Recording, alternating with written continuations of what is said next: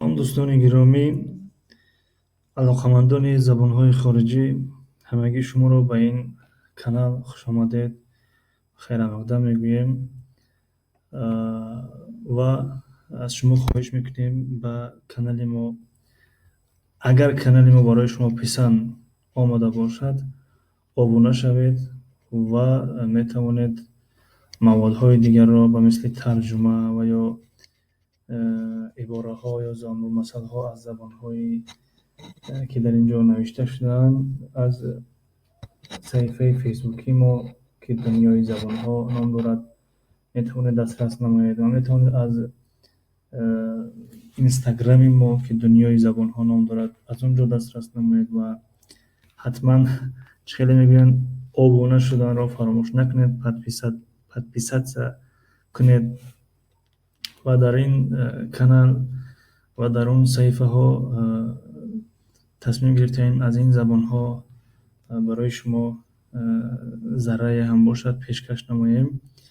در مد اول این حال با زبان انگلیسی، روسی، ترکی سر و کار داریم، یعنی ترجمه درس از کتاب ها و در آینده نیت هست که البته یک چند درس دیگر هم ثبت کردگی داریم از دیگر زبان ها مثل تاجیکی برای نوآموزان، فارسی، عربی و نیت هست از قزاقی و ازبکی، قرقیزی و خیتایی نیز درس ها را آماده کرده برای شما پیشکش نماییم.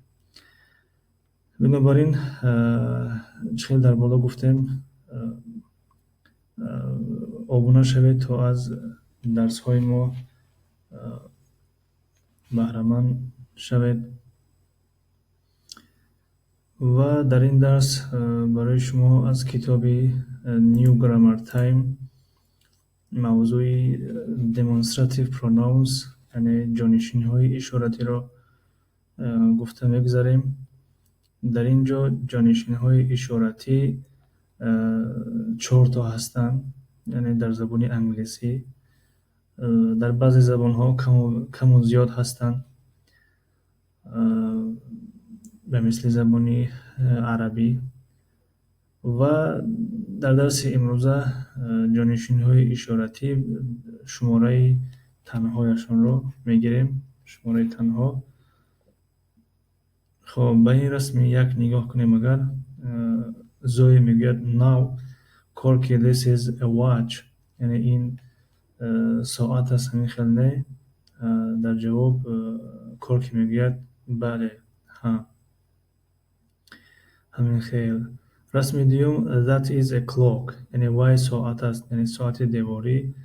در جواب توتی میگوید اها. یعنی اگر نگاه کنیم در اینجا ما گفتیم که درباره this و that صحبت خواهیم کرد. یعنی this برای نزدیک چخیلی که ساعت را اشاره کرده است، ساعت دستی را، و that برای اشاره دور یعنی چخیلی که دور را اشاره کرده است. that is a clock یعنی وای ساعت است، ساعت دیواری. خب رسمی 3 this is a photo این صورت است and that is a picture و وای رسم است. و در جواب توتی میگه it's a good picture وای خیلی رسمی خوب است. خب جانشین های اشارتی شماره تنها در زبان انگلیسی singular میگن. singular یعنی this is a watch این ساعت است. that is a clock وای ساعت است، یعنی وای ساعت است، یعنی ساعت دیواری. در هر درس یا در هر صفحه تقریبا توتی یک قاعده رو پیشنهاد میکنه. میگه we use this plus a singular verb. در اینجا verb اومده است، فکر میکنم خطا شده است. در اینجا باید noun باشد. یعنی ما استفاده میکنیم جانشین اشارتی this رو با همراهی اسمهای تنها to talk برای گفتنی درباره بعضی چیزهایی که نزدیک هستند. We use that plus a singular noun to talk about something far. ما استفاده میکنیم جانشین اشارتی that رو با همراهی اسمهای تنها برای گفتن درباره بعضی چیزهایی که دور هستند. یعنی به شکل مختصر اگر بگیم، یعنی this برای نزدیک، that برای دور. در اینجا درس امروزه رو به انجام میرسونیم تا که ویدیو دراز نشود و این بود درس پنجم از سلسله درس های زبان انگلیسی از کتاب New Grammar Time 1 تو درس های نوبتی.